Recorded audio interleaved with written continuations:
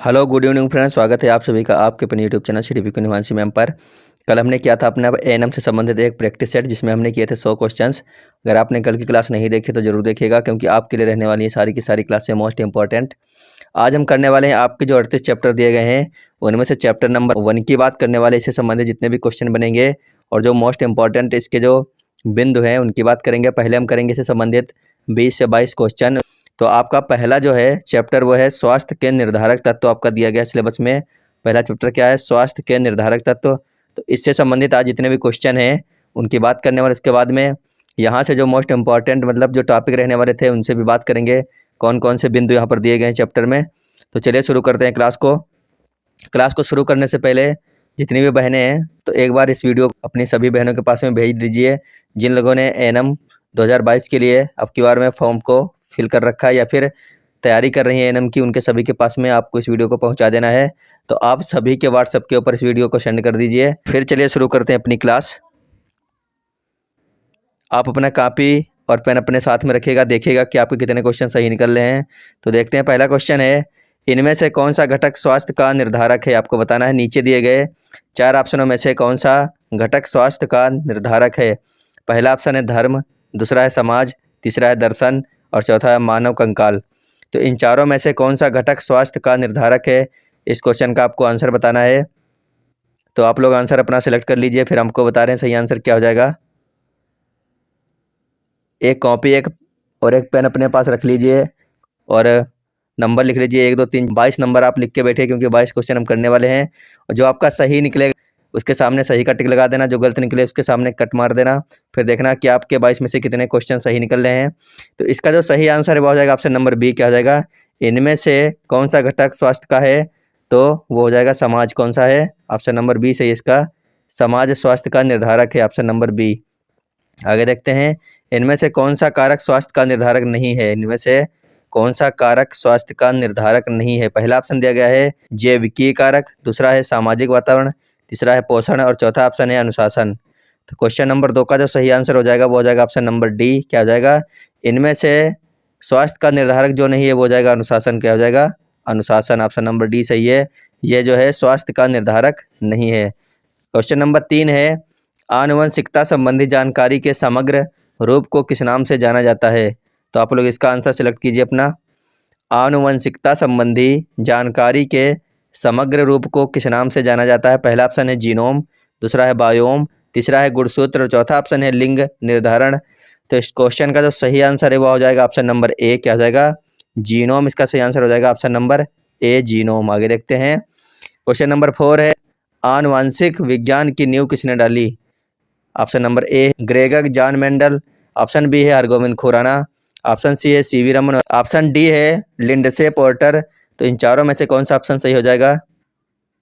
तो इसका जो सही आंसर है वो हो जाएगा ऑप्शन नंबर ए। क्या होगा, ग्रेगर जॉन मेंडल जो थे आनुवंशिक विज्ञान की नींव इन्होंने डाली थी, ऑप्शन नंबर ए सही हो जाएगा इसका, ग्रेगर जॉन मेंडल। आगे देखते हैं, क्वेश्चन नंबर 5 है, मानव जीनोम में लगभग कितने जीन होते हैं। आपको बताना है मानव जीनोम में लगभग कितने जीन होते हैं। पहला 20,000 है, दूसरा 30 लाख है, तीसरा 10,000 है, चौथा 30,000 है। तो इस क्वेश्चन का जो सही आंसर हो जाएगा वो हो जाएगा ऑप्शन नंबर डी, मानव जीनोम में लगभग 30,000 जीन होते हैं। कितने होते हैं, लगभग 30,000 जीन होते हैं। पर डी हो गया सही। आगे देखते हैं, क्वेश्चन है, सामाजिक निर्धारकों की 5 व्यापक श्रेणियों में क्या शामिल नहीं है। आपको बताना है सामाजिक निर्धारकों की 5 व्यापक श्रेणियों में क्या शामिल नहीं है। पहला ऑप्शन है हमारा पड़ोस व निर्मित वातावरण, दूसरा है सामुदायिक संदर्भ, तीसरा है नैतिक स्वरूप और चौथा ऑप्शन है सामाजिक शैक्षिक वातावरण। तो सभी लोग आंसर कीजिए इसका, सामाजिक निर्धारकों की 5 व्यापक श्रेणियों में क्या शामिल नहीं है।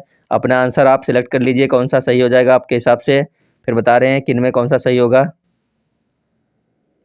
इस क्वेश्चन का सही आंसर हो जाएगा ऑप्शन नंबर सी। क्या हो जाएगा, नैतिक स्वरूप, बिल्कुल सही आंसर होगा इसका, ऑप्शन नंबर सी। आज हम बात कर रहे हैं अपने जो हमारे 38 चैप्टर हैं उसके पहले चैप्टर की बात कर रहे हैं। कल से आपको 2-2 चैप्टर करवाएंगे हम। आज करने वाले हैं इसका पहला चैप्टर, तो कल से 2-2 चैप्टर करेंगे और 30 जनवरी तक सारे के सारे चैप्टर समाप्त करके इनसे बनने वाले सभी क्वेश्चन भी हम कर लेंगे। उसके बाद में अपनी मैराथन क्लास करेंगे 5 तारीख तक, यानी 5 फरवरी तक लगातार आपके लिए एक मैराथन आएगी जिसमें 100 क्वेश्चन रहा करेंगे। तो आपने अगर अभी तक इस चैनल को सब्सक्राइब कर लीजिए और वीडियो को लाइक कर लीजिए और इस वीडियो को सभी के पास में सेंड कर दीजिए, जितनी भी लोगों ने एएनएम का फॉर्म डाल रखा है या फिर आपके व्हाट्सएप पर जितने भी ग्रुप बने हैं एएनएम के संबंधी, वहाँ उन सभी ग्रुप के ऊपर इस वीडियो को आप डाल दीजिए, क्योंकि इस वीडियो से सभी का फायदा होने वाला है। तो क्वेश्चन नंबर 7 है, सामाजिक आर्थिक स्थिति को निर्मित करने वाले प्रमुख तत्वों में कौन शामिल नहीं है? पहला ऑप्शन है आर्थिक स्तर, दूसरा है मानसिक स्तर, तीसरा है शिक्षा और चौथा ऑप्शन है व्यवसाय। इनमें बताइए सही आंसर क्या हो जाएगा क्वेश्चन नंबर 7 का। सामाजिक आर्थिक स्थिति में निर्मित करने वाले प्रमुख तत्वों में कौन शामिल नहीं है? तो इस क्वेश्चन का सही आंसर हो जाएगा ऑप्शन नंबर बी, क्या हो जाएगा? मानसिक स्तर सही आंसर इसका ऑप्शन नंबर बी। अगला क्वेश्चन है, सामाजिक दूरी का मानक कितना होता है? सामाजिक दूरी का मानक आपको बताना कितना होता है? 5 गज होता है, 1 गज होता है, 4 गज होता है या फिर 2 गज होता है? तो क्वेश्चन नंबर 8 का हो जाएगा ऑप्शन नंबर डी, कितना होता है? 2 गज होता है। आप लोग इसको याद रखना, सामाजिक दूरी का मानक 2 गज होता है। ऑप्शन नंबर डी सही है इसका, 2 गज। आगे देखते हैं, क्वेश्चन है, कम पढ़ी लिखी आबादी मुख्यतः ग्रामीण आबादी में स्वास्थ्य के प्रति, पहला ऑप्शन है जागरूकता पाई जाती है, दूसरा ऑप्शन है सक्रियता पाई जाती है, तीसरा है सचेतता नहीं पाई जाती है और चौथा ऑप्शन है आत्मनिर्भरता पाई जाती है। तो बताइए, कम पढ़ी लिखी आबादी मुख्यतः ग्रामीण आबादी में स्वास्थ्य के प्रति, तो इसका जो सही आंसर है वो हो जाएगा ऑप्शन नंबर सी, क्या हो जाएगा? सचेतता नहीं पाई जाती। ऑप्शन नंबर सी सही है इसका, सचेतता नहीं पाई जाती है। अगला क्वेश्चन नंबर 10 है, इनमें असत्य कथन का चयन कीजिए। शारीरिक वातावरण निर्धारक के अंतर्गत आपको बताना है, शारीरिक वातावरण निर्धारक के अंतर्गत पहला ऑप्शन दिया गया, मानव के शारीरिक गठन एवं उसकी कार्यकुशलता सम्मिलित होती है, दूसरा है संतुलित आहार एवं मानसिक स्वतंत्रता आदि महत्वपूर्ण भूमिका निभाते हैं, तीसरा है उत्तम स्वास्थ्य सुविधा एवं स्वच्छ जलवायु की अधिक महत्ता नहीं होती, चौथा ऑप्शन है जीविकोपार्जन के प्रयास की क्षमता नहीं होनी चाहिए। तो बताइए आप लोग, क्वेश्चन नंबर 10 का सही आंसर क्या होगा? इस क्वेश्चन का सही आंसर हो जाएगा ऑप्शन नंबर सी, क्या हो जाएगा? ऑप्शन नंबर सी सही हो जाएगा, उत्तम स्वास्थ्य सुविधा एवं स्वच्छ जलवायु की अधिक महत्ता नहीं होती। तो ऑप्शन नंबर सी इसका सही आंसर हो जाएगा। आगे देखते हैं, क्वेश्चन है, पोषण संबंधी आयाम नहीं है, आपको बताना है इनमें से पोषण संबंधी आयाम नहीं है। पहला है व्यक्तिगत, दूसरा है पारिवारिक, तीसरा है सामुदायिक और चौथा ऑप्शन है सांस्कृतिक। तो क्वेश्चन नंबर 11 का सभी को आंसर करना है। सभी लोग अपना अपना आंसर लिख लीजिए, कौन सा सही हो जाएगा इसका। तो इसका जो सही आंसर है वो हो जाएगा ऑप्शन नंबर डी, क्या हो जाएगा? सांस्कृतिक हो जाएगा इसका, ऑप्शन नंबर डी सही है, सांस्कृतिक। अगला क्वेश्चन है, वे राज्य जहां गंभीर रूप से कुपोषित बच्चे बहुत कम अथवा नगण्य हैं, तो आपको बताना है कि वो कौन सा राज्य है इनमें से। वे राज्य कौन से हैं इनमें से जहां कुपोषित बच्चे बहुत कम या फिर ना के बराबर पाए जाते हैं? पहला है लक्षद्वीप, लद्दाख, नागालैंड, दूसरा है मध्य प्रदेश, महाराष्ट्र, राजस्थान, तीसरा है उत्तर प्रदेश, हिमाचल प्रदेश और उड़ीसा, चौथा ऑप्शन है बिहार, छत्तीसगढ़, झारखंड। तो इन चारों ऑप्शनों में से ऐसे कौन से वे राज्य हैं जहां पर कुपोषित बच्चे बहुत कम या फिर ना के बराबर पाए जाते हैं? तो इस क्वेश्चन का जो सही आंसर हो जाएगा वो हो जाएगा ऑप्शन नंबर ए, लक्षद्वीप, लद्दाख और नागालैंड में कुपोषित बच्चे बहुत कम या फिर ना के बराबर ही पाए जाते हैं। तो ऑप्शन नंबर ए इसका बिल्कुल सही आंसर हो जाएगा। क्वेश्चन बहुत ही अच्छा है, इसको याद रखना आप लोग। अगला क्वेश्चन बना है आपका, क्वेश्चन नंबर 13 है, गंभीर तीव्र कुपोषण से प्रभावित सर्वाधिक बच्चों वाला राज्य है।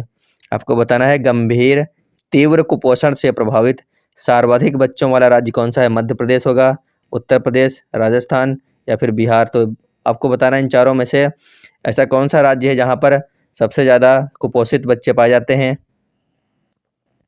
तो इस क्वेश्चन का हो जाएगा ऑप्शन नंबर बी, क्या हो जाएगा? उत्तर प्रदेश बिल्कुल सही आंसर इसका, ऑप्शन नंबर बी सही होगा। उत्तर प्रदेश में सबसे ज़्यादा कुपोषित बच्चे पाए जाते हैं। आगे देखते हैं, अगला क्वेश्चन देखते हैं क्या होगा।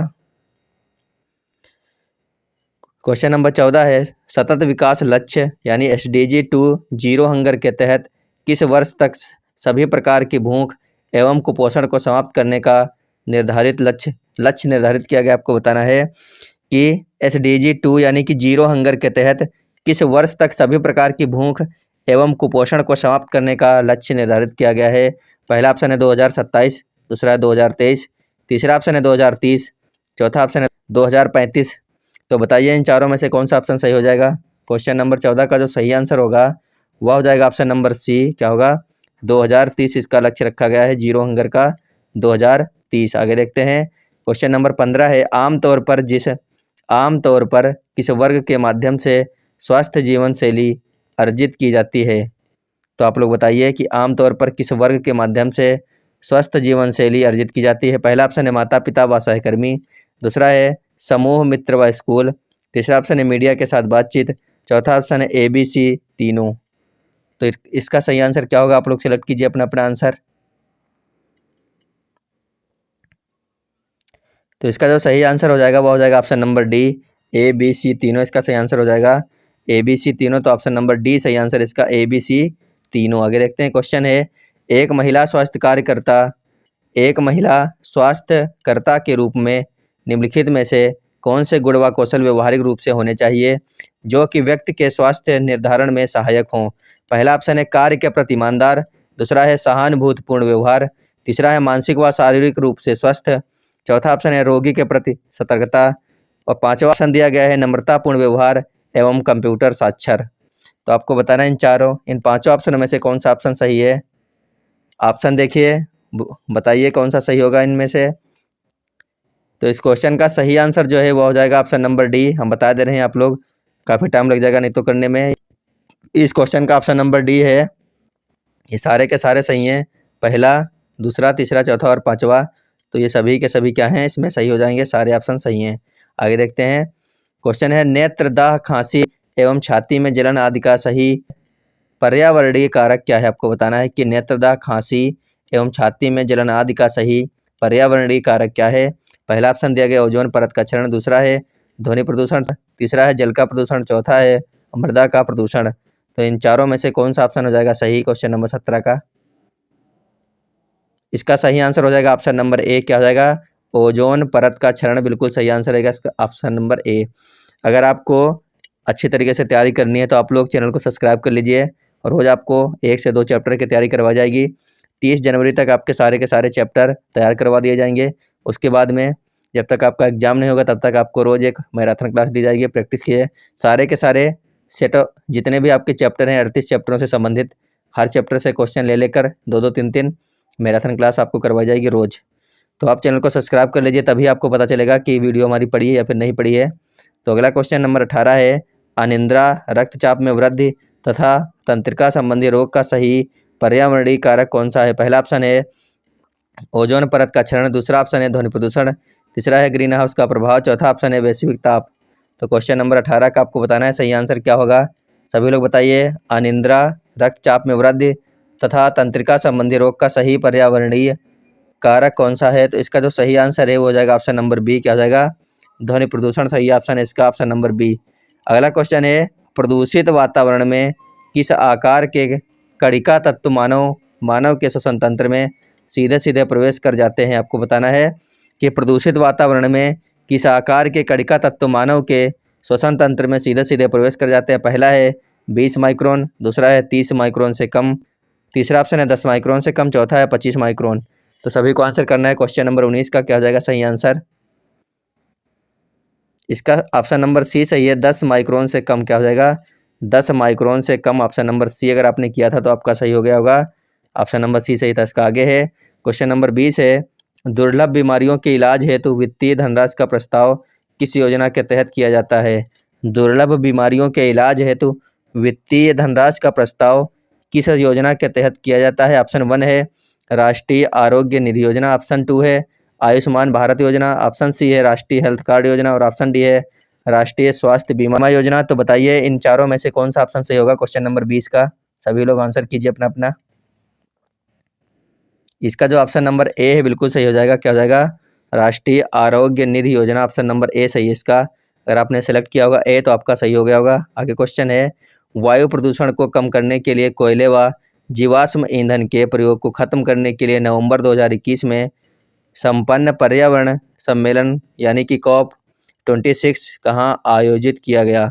आपको क्या बताना है कि COP26 कहाँ आयोजित किया गया था 2021 का? पहला ऑप्शन है पेरिस, दूसरा है नॉर्वे, तीसरा है ग्लासगो, और चौथा ऑप्शन है सिडनी। तो इस क्वेश्चन का सही आंसर हो जाएगा ऑप्शन नंबर सी। कहाँ पर हुआ था? यह हुआ था ग्लासगो में। तो ऑप्शन नंबर सी आप लोग याद रखना। COP26 का आयोजन कहाँ किया गया था? ग्लासगो में किया गया था। और यह क्यों किया गया था? यह वायु प्रदूषण को कम करने के लिए, कोयले व जीवाश्म ईंधन के प्रयोग को ख़त्म करने के लिए इसका आयोजन किया गया था ग्लासगो में 2021 में। और ये कितने नंबर का था? ये था 26 नंबर का COP। तो चलते हैं आगे। अगला क्वेश्चन है क्वेश्चन नंबर 22। वर्ष 2021 में संपन्न पर्यावरण सम्मेलन COP26 में वैश्विक ताप वृद्धि कितने डिग्री सेल्सियस तक नियंत्रित रखने की चर्चा हुई है?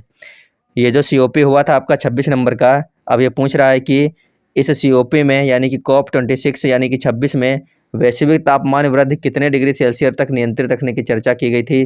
पहला ऑप्शन है 2.4 डिग्री सेंटीग्रेड से नीचे, दूसरा है 1.5 डिग्री सेंटीग्रेड से नीचे, तीसरा ऑप्शन है 2.3 डिग्री सेंटीग्रेड से नीचे और चौथा ऑप्शन है 2.8 डिग्री सेंटीग्रेड।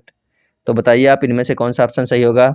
आपको हो सकता है ना पता हो क्योंकि सारे के सारे ऑप्शन करंट के हैं, तो आपको हम बता दें इसका जो सही आंसर है वो हो जाएगा ऑप्शन नंबर बी। क्या हो जाएगा? 1.5 सेंटीग्रेड से नीचे जो है तापमान वृद्धि इसको रखने की बात की गई थी। कितनी? 1.5 डिग्री सेंटीग्रेड से नीचे। तो ऑप्शन नंबर 20 का सही हो जाएगा।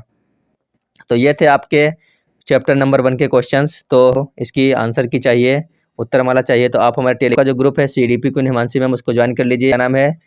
CDP queen Himanshi ma'am. Telegram के ऊपर जाना, वहाँ पे सर्च करना CDP क्वीन हिमांशी मैम तो मिल जाएगा, या फिर इस वीडियो के नीचे देखना डिस्क्रिप्शन बॉक्स में लिंक दिया होगा, वहाँ से भी आप हमारे टेलीग्राम ग्रुप को ज्वाइन कर सकते हैं।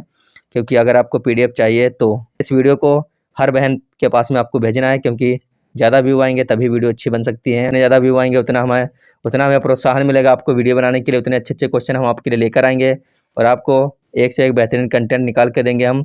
तो आपको सिर्फ ये करना है कि इस वीडियो को सभी के पास तक भेजना है, और अगर वीडियो अच्छी लगे तो वीडियो को लाइक कर लीजिए, चैनल को सब्सक्राइब कर लीजिए। धन्यवाद, बाय बाय।